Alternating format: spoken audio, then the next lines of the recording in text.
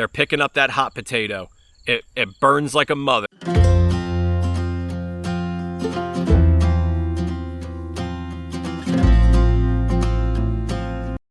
Hey, what's up everybody? Steve Billington Fishing here.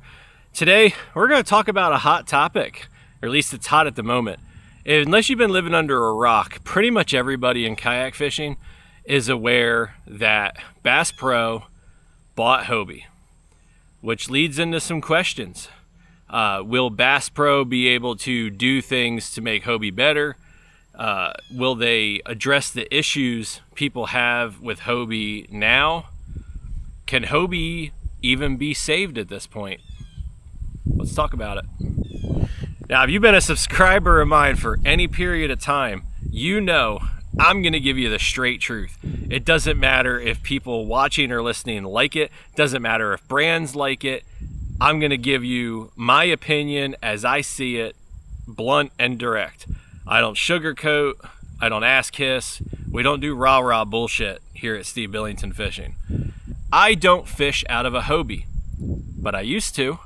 I've owned a couple of Hobies, and I will be the first one to tell you that if I had to pick one kayak to cover everything for the rest of my life, I was only be able to have that one kayak, I would pick a Hobie Outback.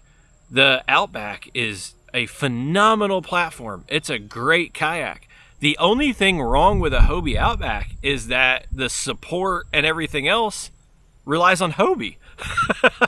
The Outback's fantastic.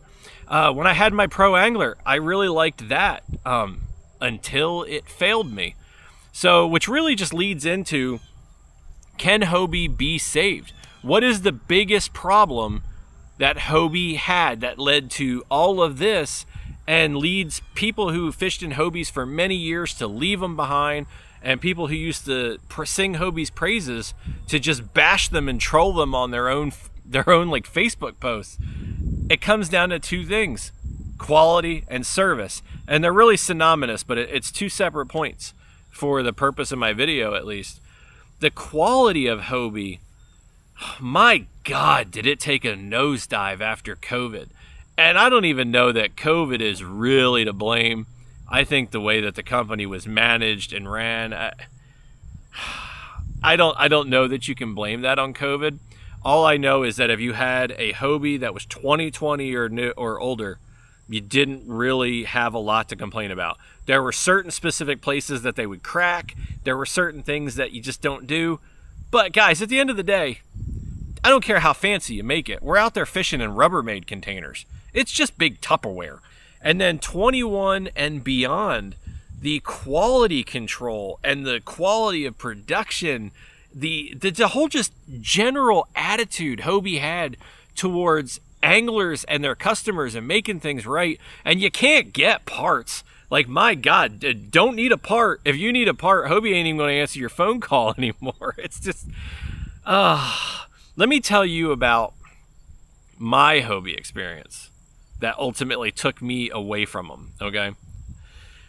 My Pro Angler 14 360, cracked on the deck in the standing area. And when I reached out to Hobie, I really just expected them to be like, man, stuff happens. Sorry that happened. Send us some pictures. We'll get you a new hull, whatever. What I got instead was, well, that happened because you removed the blocks from under the deck. No, I didn't. Well, that happened because you were jumping up and down on it. Nope, that didn't happen either. Instead of getting, we're sorry that happened, I just got a lot of, here's what you did wrong. Hobie's response was really to try and play the blame game, and it took a lot longer than it should have to get a replacement hull. And what I learned when it was all said and done is that I got a replacement hull inside of, I think it was like 2 months. And then I found out after talking to other people that there were anglers out there waiting a year or more for a replacement hull. And I just can't even wrap my mind around that. It became clear that there were issues with Hobie that they just really didn't seem to have any interest in addressing. And so meanwhile, you've got these common defects that are clearly design problems and quality control issues that they're not making right. And you've got people who need parts and they can't supply those. But they're like, hey, look at this new kayak inflatable whatever we came out with. And everybody's like, oh, that's cool. Can you get me the parts of the hull that I need for the thousands of dollars I already spent on this kayak over here? A friend of mine got a brand new Hobie Outback, which, like I already told you, is what I think is the best platform available for all around kayak fishing. Got a brand new Hobie Outback. The drive was messed up from the get-go, and not messed up like where somebody could have missed it, like in quality control. You couldn't even move the drive because there was stuff hitting each other and just wrong.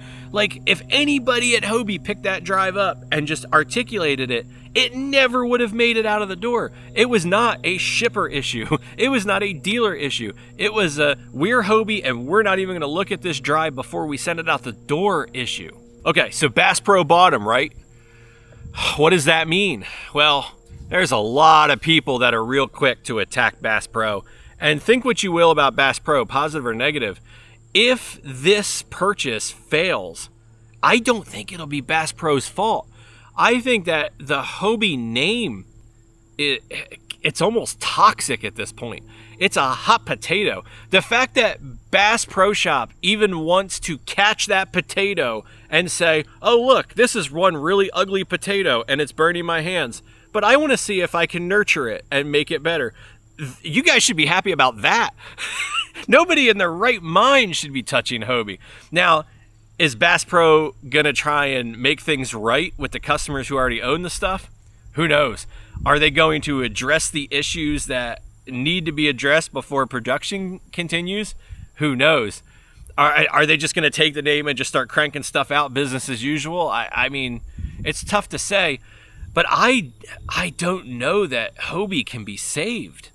Hobie had a beautiful thing in that when it came to fishing kayaks, they really went and did something different and amazing and built these great kayaks.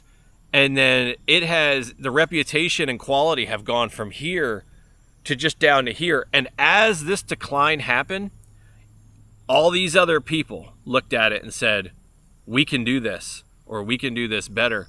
And then you, as a kayak angler, you now have so many options.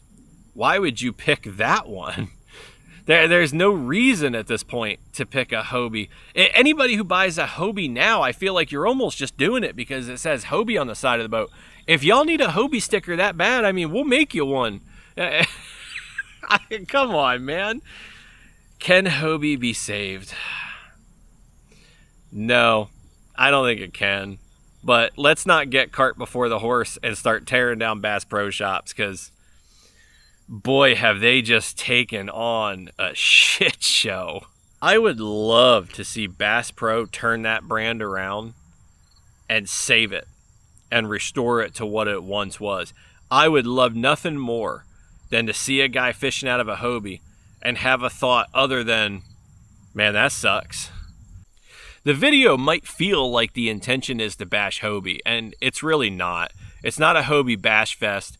It's just the truth as I see it. It's just me being realistic. And a lot of damage has been done. And what I mostly want people to take away from this video is give Bass Pro a chance. Let's not take the Hobie reputation and all the Hobie problems that we're having and project them onto Bass Pro and be like, it's your problem now, you're a failure, you can't fix this, it's not possible. Because I don't want to say any of that. I think that as anglers, we should actually be really happy that Bass Pro, like I said, they're picking up that hot potato. It burns like a mother, and they're picking it up anyway. Let's see if they can nurture it. Let's support Bass Pro. I'm not saying run out and buy a Hobie. I don't think you should, personally.